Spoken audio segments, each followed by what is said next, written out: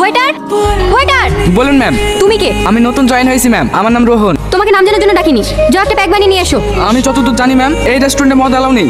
এটা আমার রেস্টুরেন্ট, আমি যা বলবো তাই হবে। 2 টাকার ওয়েটার হয়ে আমাকে জ্ঞান দিতে এসো না। আর তুমি ওদিকে যাও, ভালো করে সার্চ করো। কি ব্যাপার আপনারা?